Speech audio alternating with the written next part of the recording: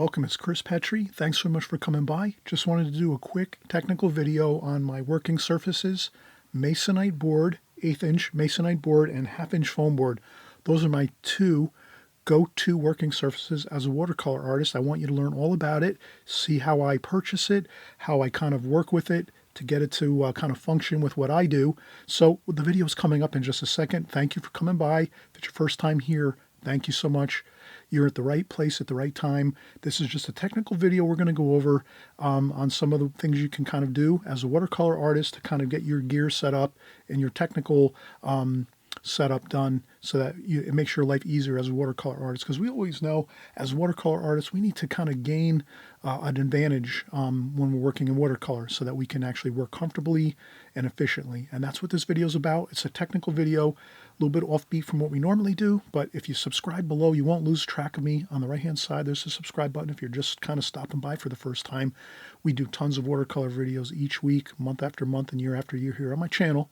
But this is, again, a fun technical video, and I think many of you are really going to enjoy this, especially if you've been following me for a while. You'll kind of see an insight into how I work and some of the real tools of the trade that we use here and the supplies that we use to get really good results with our watercolor, okay? All right, so let's get right to the video. All right, welcome everyone. It's Chris Petrie. Thanks so much for coming by. So on this video, I just wanted to make a quick kind of look at my artist boards that I use, that I work on, whether it's my YouTube videos. Also, maybe I'll discuss a little bit of my outdoor painting. I've kind of, and also my studio painting. So I use many different styles of watercolor boards, like with working. Sometimes I work with an easel. Sometimes I work on a table. When I do my videos, I stand up and I work at like a taller table, almost like a high countertop. I'm a kitchen countertop. Like that's about how high my table is that I create my videos on, about a kitchen countertop height approximately. And so I'll just kind of go over a few different things. You can kind of watch along, see if things make sense to you. You're going to kind of probably think about how you're using your watercolor techniques with your boards and how you use your sketch pads and your watercolor paper, and when you draw, when you paint, when you follow along with videos, where you're working. Do you have a workstation at home? Do you sit in a chair when you watch the videos with like a laptop, and maybe you have a stack tray, or maybe you work at your kitchen table, or you have a desk, like a work desk or something, or a work table. I know all of you are different. You all kind of have your own way of actually working is with your watercolor paper, your pads, your paints. But I'll kind of just show you a few things that I do, and this way you kind of have an insight as to how I'm working and kind of what I'm doing, and I'll explain a little more detail on it, because I get comments, I would say occasionally, even more than kind of frequently, I get questions in the comment section about this kind of thing. So let me kind of just explain some things here. So the first thing is, I've always, for many, many years, I've used masonite board, which is this board right here. It's a very, very strong composite wood board that actually many oil painters paint on masonite board, because it has one side that's very, very extremely smooth finish, and then on the back of it, it's actually a rough finish. You can kind of see it here a little bit. It's a rough finish though on the back side, and I have some. I'll talk about this in a second, but let's go back over to this here. So this is the top of the watercolor board. It's called masonite board, and then if we were to lift this off here, this is it's called 1/8 inch masonite board, but its technical term for this is masonite. You can get this in any major big box store like Lowe's, Home Depot. Local lumber and hardware stores have this product, and it's 1/8 inch thick. So if you can imagine, if we were to spin this around here, it's 1/8 inch thick like this. So if you were to take a ruler and just, put a ruler along this here, along this top, it's actually 1/8 of an inch thick. Really exact 1/8 inch thick. And this is the real perfect size you want. I'm sorry if I kind of like this here, but you can kind of see. Maybe I'll use a metal. This sometimes is, you can see this a little better. Apologize for the little bit of the noise here. So let's just take a look here. So you can kind of see how that's 1/8 of an inch right there. So it's two of those hash marks right there, which are 1/16 of an inch. So that's 2/16 of an inch, and that actually winds up being 1/8 of an inch. So 1/8 an inch thick. And again, now you have these boards in the big box stores, your local lumber companies have this. I would say this, if you're a watercolor artist, you're just starting out, or whether you've been doing it for a couple years, or maybe you're a seasoned pro, a grizzled pro, and you're always looking for new kind of setups to use and maybe update your watercolor process and your techniques and so forth with what kind of materials and equipment you use, then this is fine. You can kind of follow along with this, and I'll get more into detail as we go here. So again, the 1/8 inch masonite board, again, you can get them at the big box stores, and what's great is you can go right to the big box store, and so what you can do is you can kind of, before you go to the lumber or hardware store or the big box store like the Lowe's, Home Depot, you can kind of figure out in your mind what size board you'd like to have these trimmed into, because you can have, the big box stores have those big saws in the lumber departments, and they can cut you the sizes you need, exact sizes you need. So you might say, oh, you know what, I usually mostly do like 8 by 10. That's my size I use most for paper. So if that's your paper size, you might make your board like a couple inches around, so 10 inches by like 12 inches. So you could just add a couple, inches on so that you have some space around it like this here, so that you can put some tape around your border of your paper. So that's really as simple as that. Does that make sense? So like if your paper size is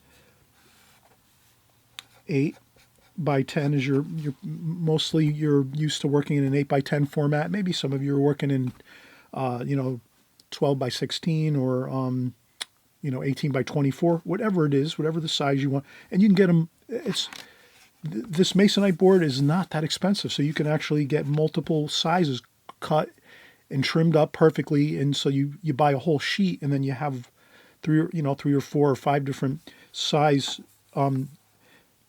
boards cut for you, so that you have them all ready to go, so that whatever size painting you're going to do, you'll have the board for that size. So you might figure out, oh, I do an 8 by 10 a lot, and I do an 18 by 24 a lot as far as my paper size.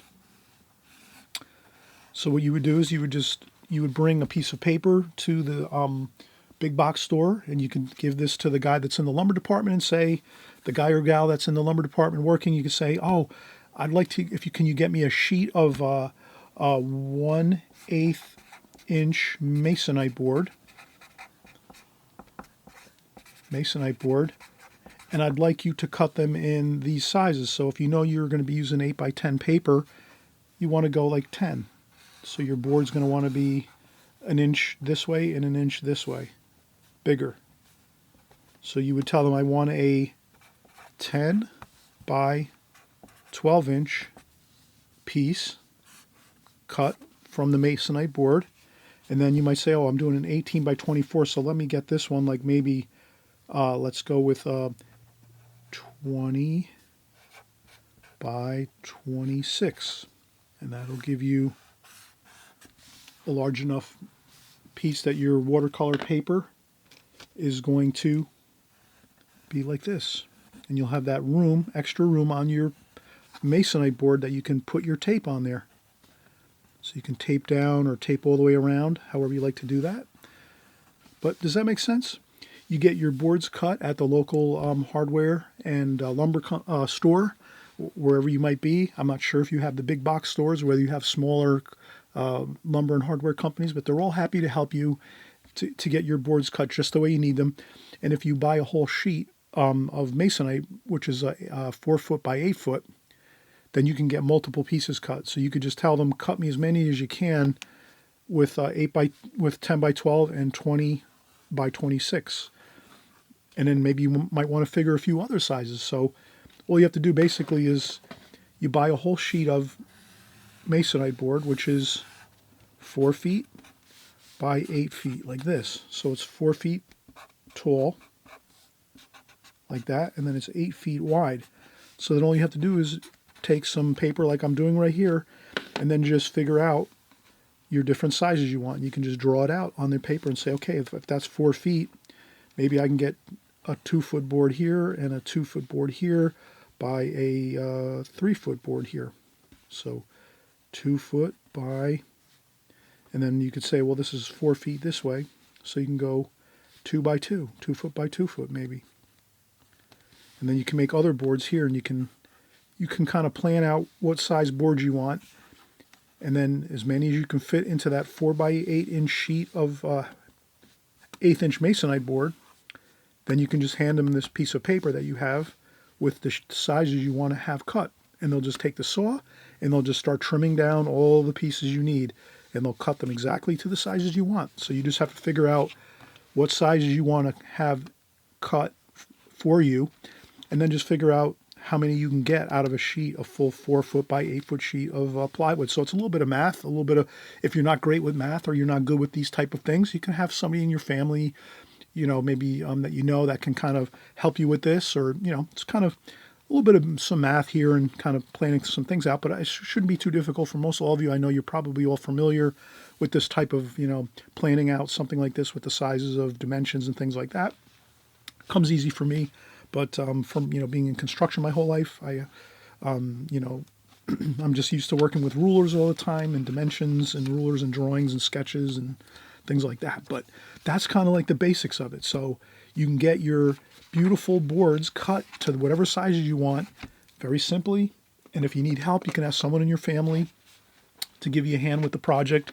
Maybe you need a hand going to the store and finding somebody and all that and whatever else. But you can either get some help, or if you don't need it, and you can just go right to the store and get yourself your 1/8 inch masonite, hand off the paper to the gentleman or the woman that's there working in the lumber department there in the store, and they'll trim everything up perfect for you. And then you have this, and you can just bring them home. And then what I like to do is, you can kind of see here, I always mention, like a lot of times I mention, I buy this kind of like, it's a lot of times called like carpet traction roll, or they call it sometimes drawer liner cabinet, like mechanics drawer liner. But you can kind of see they have this a lot of times in the I think they have this in also the big box stores have this in like the carpet section. So in the carpet section you would find this type of spongy, grippy material. What I do is I like to take this, cut a small piece, put it on the back of my masonite board, and then I use gaff tape. Gaff tape is basically a very, very extremely strong tape with a lot of sticking power. So what I do is I take my gaff tape and I trim it, and I go right around the whole exterior like this, around the whole back of the board with that traction-y, rubbery type roll that you can buy. And that gives it really good grip so that when you lay it on a table or on your lap or anywhere that you're working, it doesn't move around. It sticks. It doesn't slide around. So you wouldn't want to be working on something that's moving around when you're going to paint and think, that would really cause havoc when you're trying to draw and paint. So that's why I'm always using this tacky material taped with gaff tape, Gaff, gaff tape on the back. And this way you always have your working board is always nice and solid, and it's not moving around on you at all. And that's how I do it. And this is how I work on my YouTube videos. I have a large sheet of masonite, but what I do is I tape on top of this masonite, I tape down a sheet of paper so that it's like a white piece of construction paper, and then I work on top of that with my actual watercolor paper. But this is what I actually use for my tabletop. And the next thing I would say is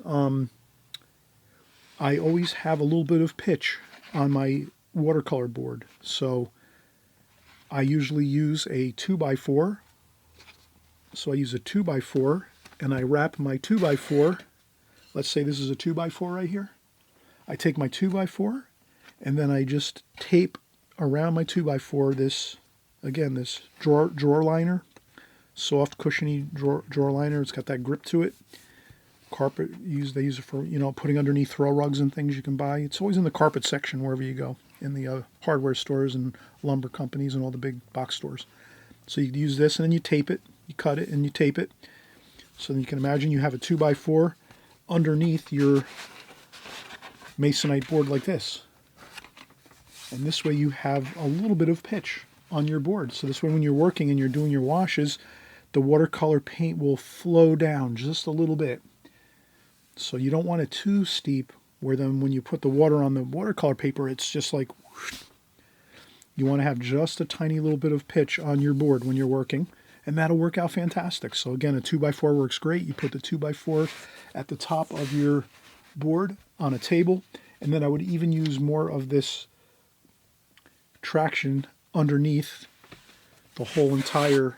I'd buy a large roll of this traction fabric and I'd put it over the whole table. Let's say it's a kitchen table you have or whatever it is. You put that down first, then you put your 2x4 on like that, and then you put your board on top of that. And this way everything is rock solid. It won't slide around. You can kind of see I can't really hardly move it at all. Perfect. And then you're all set. You're ready to go. You have a perfect working table surface. And again, you can put tape on this hundreds and hundreds and hundreds of times, thousands of times. You can tape down watercolor paper and lift up your tape, and you're not going to damage. This masonite is very, very durable. So you're going to have years and years and years of great use out of your masonite board. So you can just keep putting taping all your. You could take all of this. You can, like I said, you can probably these last 10 years. You can probably have 10 years of taping your watercolor paper down onto your masonite board and lifting up when you're done working, and you'll have, again, almost like a, once you have these boards made, I don't think you probably would need to probably have them cut and made again. It'll just be a one-time process. You get these cut and made to size the way you need them. Maybe in the future you might want some larger ones or something like that if you want to work larger with your watercolors. But let's take a quick break. So we kind of covered the masonite board. You saw it's 1/8 inch thick. So it's kind of thin, but it's super rigid. See how you can't even bend it. It's so strong. It's very, very strong. It's a particle board, basically, a composite board. You can barely bend it, so it's super strong. So when you set it on a table and you prop it up with something, it's not going to bend and bow or anything like that. It stays extremely rigid and strong. And that's what I use all the time, and I've been using this for as long as I can remember. When I've been working with watercolor, I've always used masonite board. Okay, so that's the masonite board. Let's take a quick break, and I'll come back and I'll describe foam board next. I use that as well. Foam board's a fantastic alternative to or in addition to masonite. You can use some great foam board. I'm going to show you how you can do that. You can set it all up. You can use it in many applications. So I'm really giving a quick demo on my working boards, my working surfaces with my watercolor setup, and I'm hoping you're enjoying this so far. And I always mention too, if you haven't subscribed and this is your first time here, please subscribe on the right hand side below. This way you don't miss out on any information that I'm kind of bringing along, tidbits of information like this here. So these videos I make every once in a while, we'll do a technical type video like this where we kind of go over some interesting offbeat type stuff with watercolor. But it's very important too. Even though we're not creating a painting on this video, this is valuable, incredibly valuable information, because you might be kind of working in a odd type of way and you don't realize it. And then you say, oh my gosh, why didn't I think of this? This is a great idea. I'm going to, work on a masonite board from now on. And you'll go out and try it and you'll just see, wow, this is a phenomenal working surface for watercolor artists. I think if once you work with masonite, I think you'll always keep this in your arsenal of your supplies that you have for watercolor. And you can even use this for any application if you're doing acrylics or oils even. Okay, so I'll be right back. We're going to cover foam board next.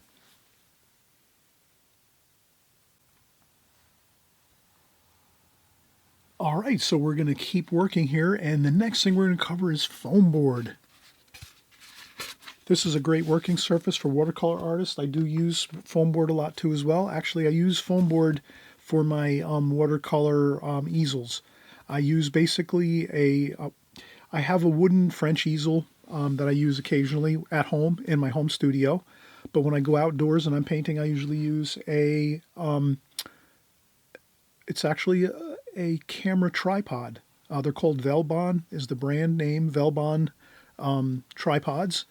They make a lot of great camera tripods. They work for video cameras and regular standard photography cameras, and you could use them for your art too. You can set them up, and they're really light. And I'll go with, eventually we'll do another video on outdoor gear, a little more using setups outdoors with easels and things like that. I'll cover that in a near upcoming video soon. But this is basically just covering like the foam board you can use. You can use foam board instead of masonite if you want. Foam board, again, you can order this online. You probably can order masonite board online too. I forgot to mention that. You can probably go on the internet and order masonite boards at different sizes. They probably have them, actually. I know they make them too with like clipboards. They make large clipboards that are like maybe, pretty large size clipboards that are actually almost the same as masonite. Very, very strong, very, very durable wood composite boards that would work fine for watercolor. So you don't necessarily have to go out and figure out all the the sizes of the boards. You know how we were covering this just a few minutes ago, kind of like a shortcut to this. If you wanted to, you can always, let me see if I have something. Just give me 1 second. I'm going to run across the other side of my studio.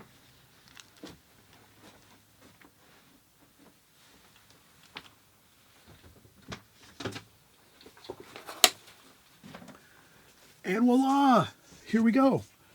These are these large clipboards you can get. I bought this at my local art store, but they have like the little handle on it like this, and the clipboard like this. And this happens to be, let's take a look here, and we'll use our ruler. We'll figure out how this is actually, let's take a look here. This is 14 by 18. So this is a 14 by 18, pretty much a masonite board. This is pretty much exactly like a masonite, very hard board. It's 1/8 inch thick too as well. You can kind of see that right there. That's about exactly 1/8 of an inch thick right there. So this is just a little more polished version of a masonite board that you might pick up at a lumber and hardware store, big box store, etc., etc. And so, again, so that might save you a little bit of time. It might be a little bit more inexpensive to buy masonite board and have someone, trim it down at the local, big box store. But you could also do this. You could purchase one of these boards here. And I don't know who makes this, but I did get this at my local Blick's store, art store down the road from the highway from where I live. So that's another option you have there too. And this is very rigid. You can't barely budge this.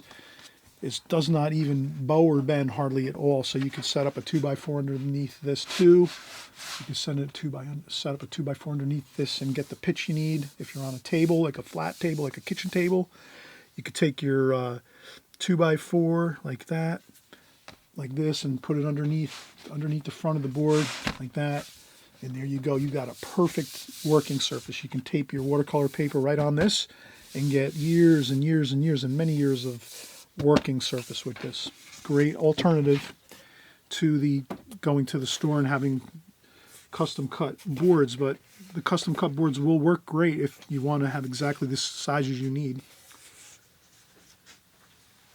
Okay, so now we're talking the foam board though, and this is another very, very strong foam board. If you see this, you can't even budge this either. This is like almost like wood.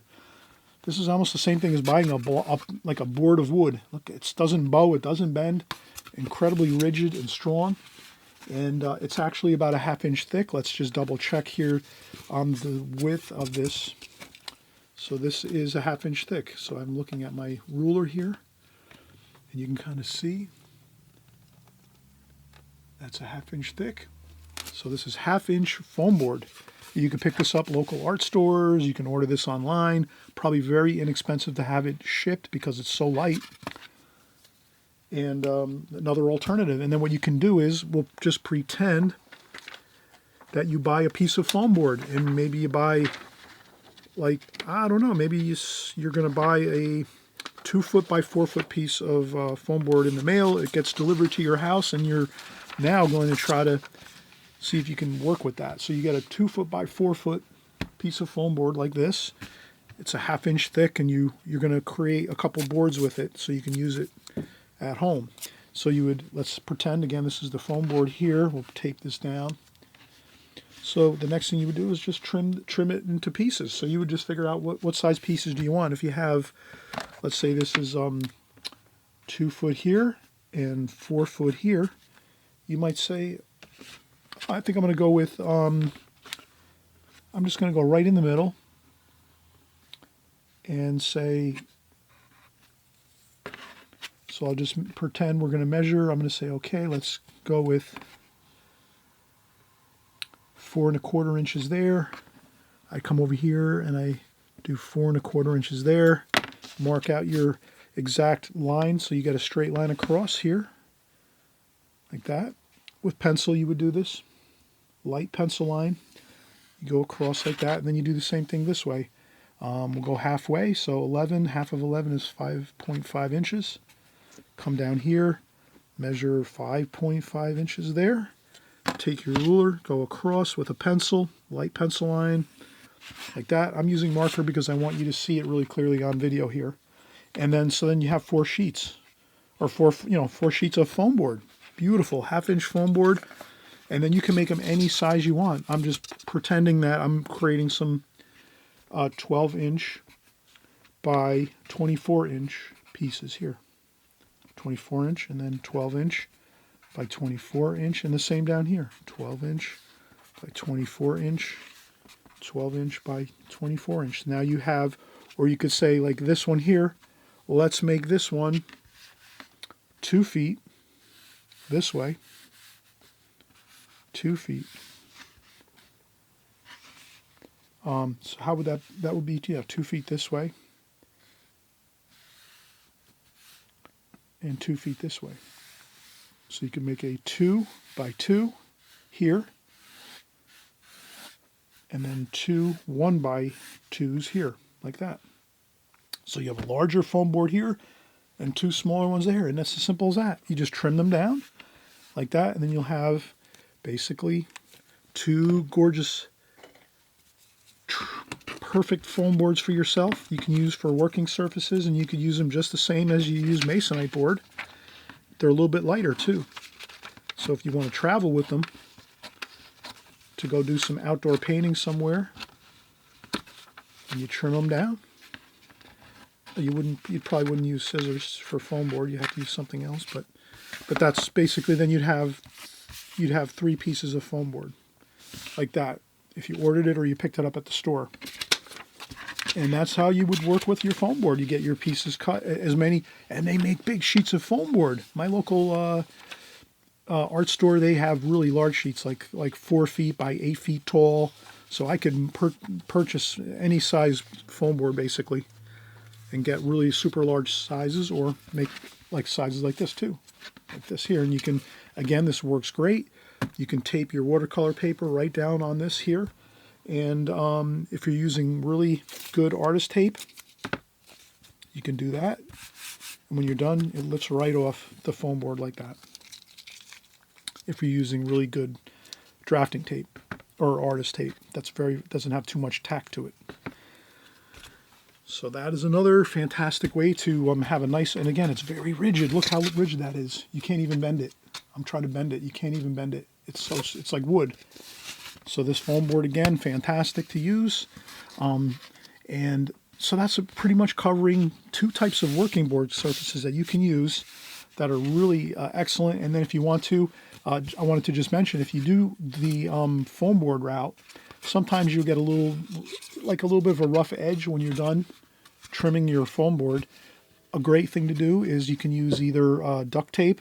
I forgot to mention that before too. You can use duct tape on the back of your masonite board, or you can use the gaff tape. So either gaff tape, G-A-F-F, gaff tape, or you can use really good, this is 3M duct tape, white duct tape. You can use this, and what you can do is you can take this, and I'll just do a small demo here of, you could take your tape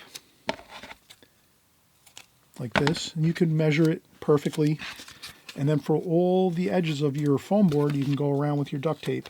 And you would just cut the piece perfectly to the length of this here. And pretend this piece is all the way across. I'm just going to go this much. Just like that.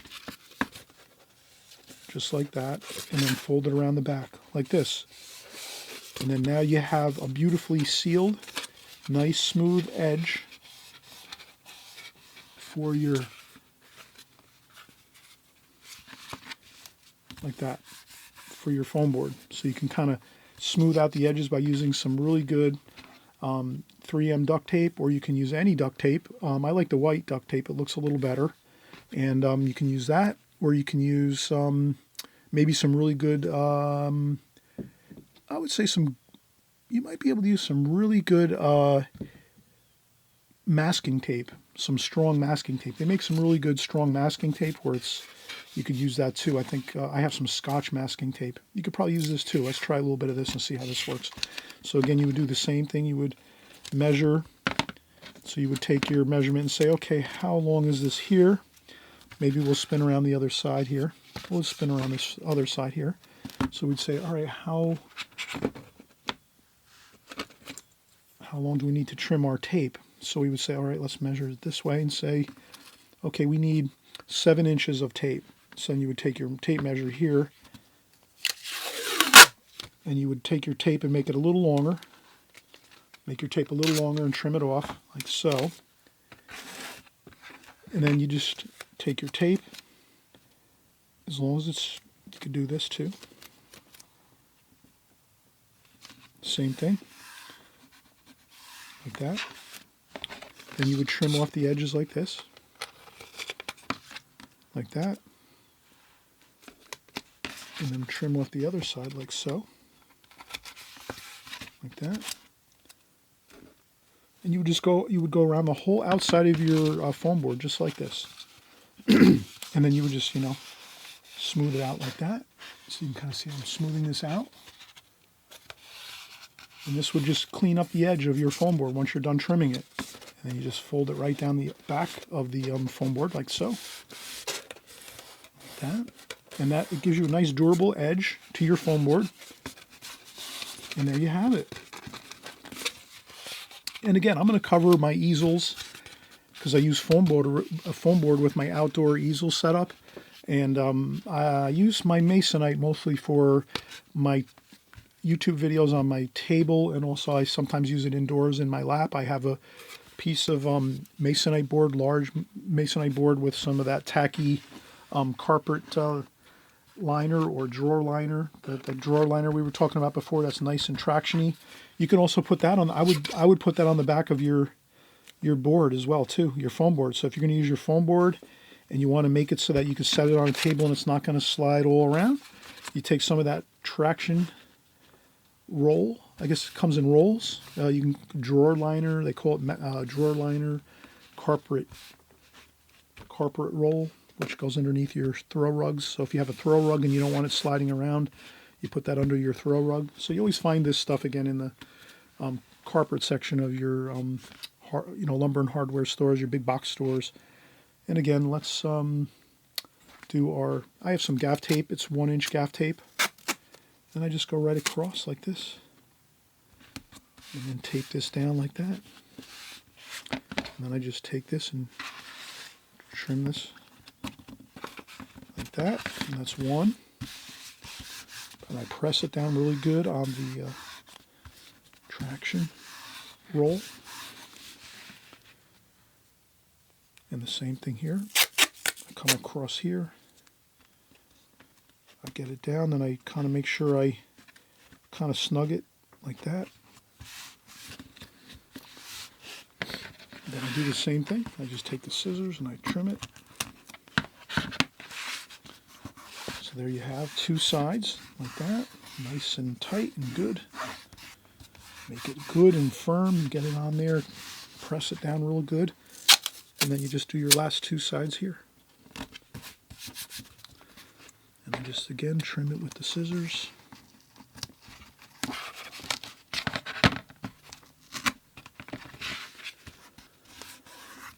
Just like that. And then one more turn like this, and we'll just